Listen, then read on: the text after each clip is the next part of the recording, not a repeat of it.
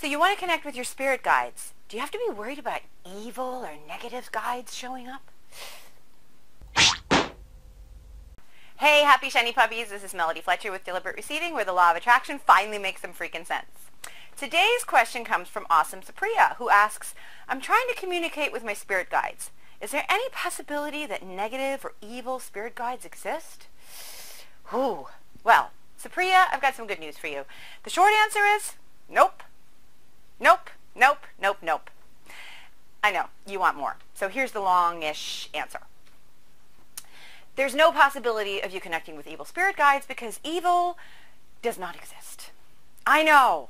There's a whole bunch of you out there in the YouTube sphere going absolutely crazy. Yes, it does, Melody. Look at all the bad people who are doing evil things.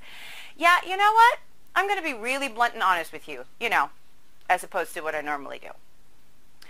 The word evil is kind of a lazy cop-out. It allows you to dismiss things that you don't understand and put them in some kind of category.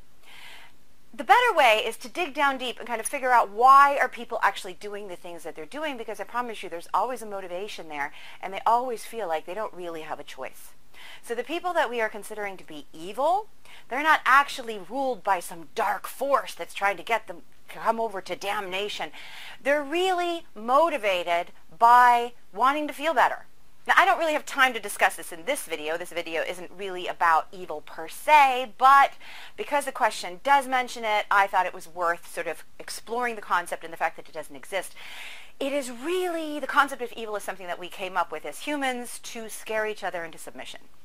Now, that being said, there's all kinds of energy out there that you can hook up with. There's all kinds of thoughts that people have had, all kinds of beliefs, and you can only ever translate whatever energy you hook up with, you connect with, through your filters, which means that if you're in a bad place right now, if you're vibrating in a negative energy, you cannot perceive positive energy.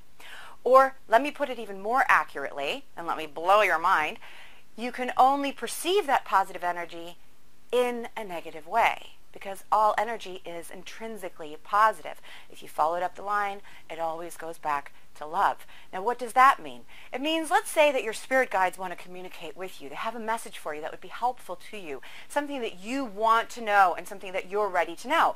But you're in a really bad place. You're in a place of fear and despair and depression. So you might have a dream. And in that dream, you might have a scary experience. So a monster might show up to show you what your fear is actually all about.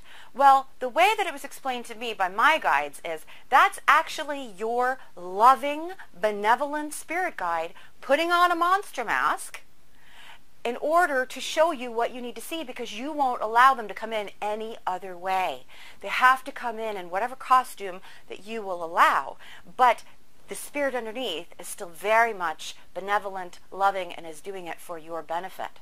Now, they don't have to communicate with you that way. They can communicate with you in much more positive ways, but it always depends on what filters you have in place and what you want to hook up with. So how do you make sure that you're hooking up with the best possible experience, with spirit guides that are giving you the purest possible message? Well, again, it's not up to them. They're always in a good place. It's up to you. So what I recommend to you is that you meditate before you even try to connect with your spirit guides. Get yourself into a really good place. Don't connect with your guides from a bad place. For example, if I'm in a place of despair, which, okay, that's a strong word. I don't really go to despair anymore, but let's say that I'm kind of pissed off. That happens. So I get kind of pissed off, and in that moment, I'm not talking to my guides. I can't even hear them, because where they are and where we normally meet is inaccessible to me from the vibration of being pissed off. So I have to get over myself first and then get into a good place, meditate, and then I can go talk to my guides and I can get all the answers I can allow. Yeah? So if you want to protect yourself against any sort of negative experiences, all you have to do is get into a positive place, because it always comes down to how you're feeling.